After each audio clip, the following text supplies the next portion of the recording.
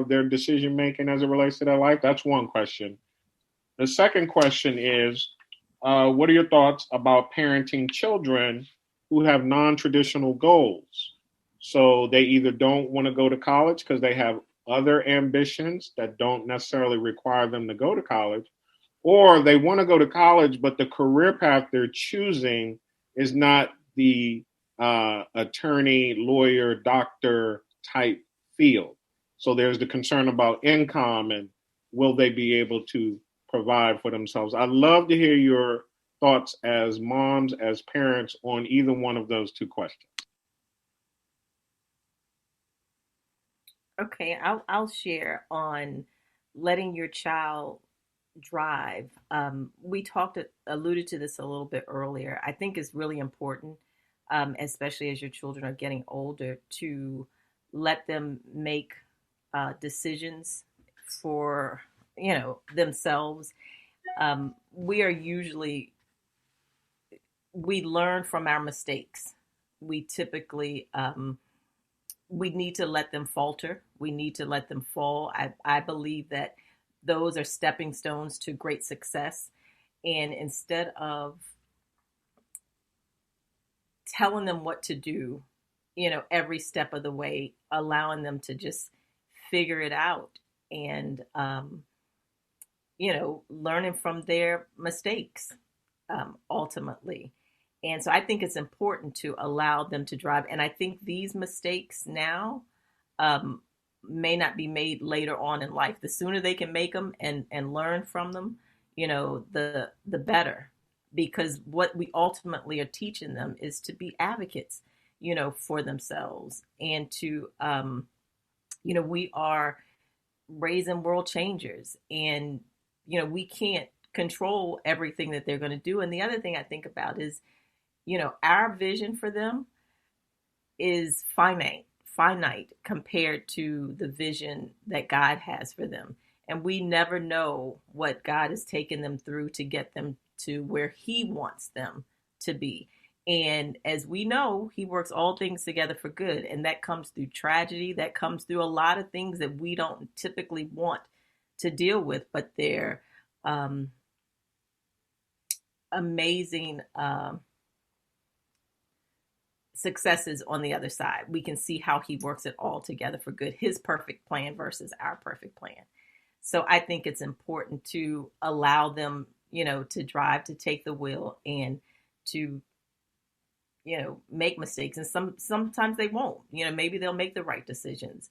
But sometimes they won't. And we have to, like Dana said earlier, let them fail and see what it's like, and they'll do things differently the next time. I think we learn best that way.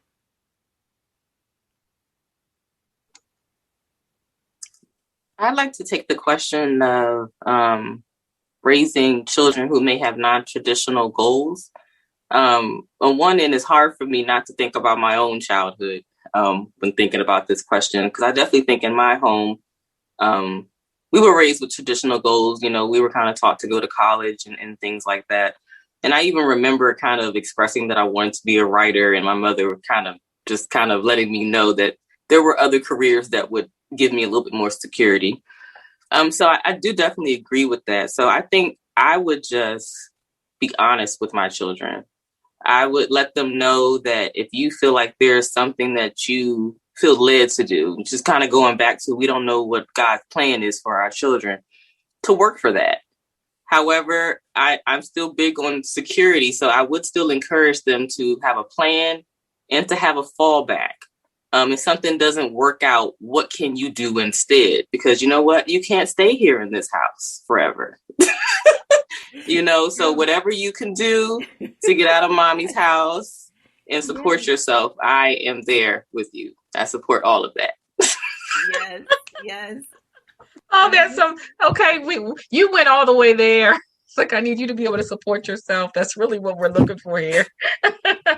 Yes. So that's great. I'm curious, and I just want to jump in as a mom myself to be able to say, the metaphor you're using, Cortland, about letting your child drive. But think about it, even with driving, you can't drive till you're 16. right? And so we're not talking about letting a 3-year-old decide, do I want to walk in the street without holding my mom's hand? And so how do you, throughout the course, of motherhood, and I'm struggling with that too. There are some times when I feel like, no, I need to be in the driver's seat with you on this one, and not just say do whatever. But as they get older, letting that go. So it's going to be different depending on the stages, and even you guys may agree with this. Depending on your child, there, sometimes I can say, one of my children can handle this. I feel has demonstrated can handle this. When another child, I may say he or she may need a little bit more support in this area before I just say, go ahead and find your own plan. For some, I'm going to say, let's sit down and write this plan together. Mm-hmm. Where others, I'm going to say, go ahead, write the plan and let me see it. Other ones, I will just say, go ahead and write the plan. And I think, that's a decision that moms have to make, with each child, with each decision at each age. And it continues to change with the seasons that we go through. No, and I appreciate what you're sharing. It actually came as a result of talking to a parent of a senior in high school. And just in the conversation with both of them present, I could see the dynamic. And it was just, I felt insight or wisdom at the moment to help the mom do exactly what you're talking about. And she feels the relationship has gotten better as a result of it. And in that time, I've had another conversation with another parent, and I was able to share that as a result of having this conversation previous. And then I was able to have both parents talk to each other about what that meant. And that's another reason why I really enjoy having our guests here today, because I know there are a lot of moms who will enjoy and benefit from this sharing, the laughter as well. So it makes me want to pose this question. Shauna, did you have a question? Because it makes me want to pose a question. The question that I want to pose now that we've talked about this, what is a tip or word of encouragement for the overwhelmed or anxious parent? Because now we're talking about letting our children drive. I mean, where are we going in this show? Knowing your children and parenting them differently. So I'd like to hear from you moms about what is a tip or word of encouragement, a statement you would give to an overwhelmed or anxious parent. Well, I'm going to share a bit. I have an 18-year-old who is a freshman in college, and when she turned 18 in August, and she left for college in August, and that was a lot for me because I hadn't cut the strings, and she felt in her mind, I'm 18, and I can go. So when we talk about driving, I wasn't ready to let her drive, and she's in another state, and I was very anxious because in her mind, being 18, it meant I can go, I can do what I want to do. And we're saying, no, that's not what 18 means. 18 means, we still have expectations. We still have things that we require of you. And, I was very anxious. So I'm wearing my husband out at night, did you talk to her? Did she call you? Did you, what's going on? You know where she is? And it was driving him crazy. And she would be like, Mom, I'm fine. I'm fine. But you didn't text me in time. You didn't respond in the time frame that I thought you should respond in. And I was overly anxious because I wasn't yet ready to let her go. And everything just came so quickly. And I really just had to meditate on Philippians 4:6-8. Which is, be anxious for nothing in everything, with prayer and supplication. Let it be known to God, and the peace of God will surpass understanding. I may not be saying that all right, but that has helped me greatly in this next semester, like this semester, and she's about to come home, and she's done great. Academically, she's doing really well. But that was a part of the letting go for me. That was a part of the letting her drive and trusting what what we had instilled in her. She was actually utilizing. She was, doing the things that, we desired for her to do. But it was tough. So for the overwhelmed, anxious mom, out for me, it's just been prayer and meditation, because we can't control everything that they do, especially when they're outside of our house. So I have to continue to release them into the hands of God. That's all I can do at this point. But it took a while to get there, quite honestly. I actually agree. For me, I think one of the things that I focus on is, even here at my center, is focusing on the children's learning styles. And so I recognized early on my children's learning style. And so that kind of helped me to determine when they were ready for different things. So one of my daughters is like very artsy and, very artsy. And so that kind of helped me to make decisions with her. My son, he is very literal. And so we knew that, okay, he's very literal. He's very, we knew he was ready to go to college right away. We didn't have any issues with that. My oldest daughter, she was very headstrong.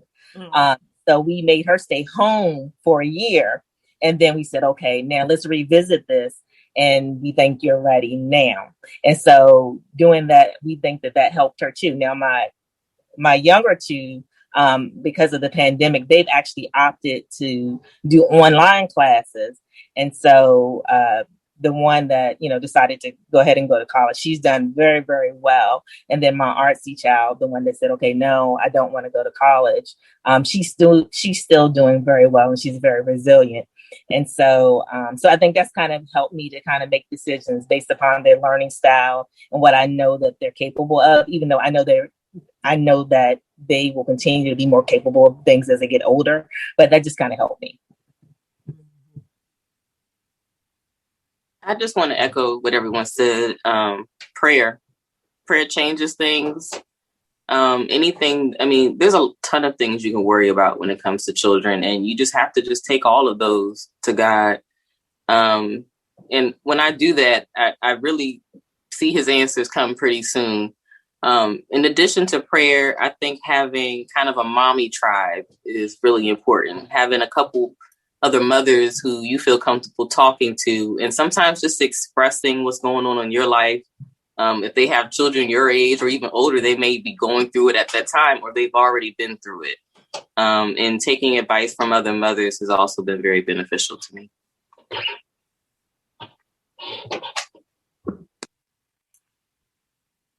I was just going to add to that with what Chandra mentioned.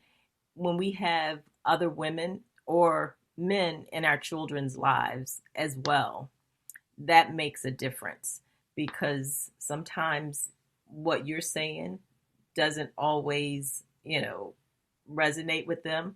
But if Auntie Shauna said this, it makes a big difference. It's revelation, So I think it's important to have other, like-minded adults in your children's lives that can speak into their lives. I think that's so true. And sometimes even if you can call, say, hey, Miss Monica, can you mention this around my daughter? Right. Or Sharonda, can you say this around my daughter, my son, so they can hear it from someone else? I want to take this conversation to a practical level just for a moment. And so for most of us, when we grew up, we didn't have a cell phone. There was not a social media.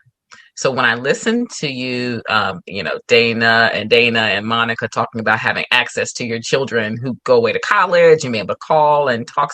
Remember when we didn't have that? And now we're more anxious when really we have more access to our children. Look, we can look them up on a GPS tracker, social media, all that other type of things. Tell me about how you navigated this whether it was phone, access to social media. How do you navigate that? And how would you help a parent who's really trying to figure out, how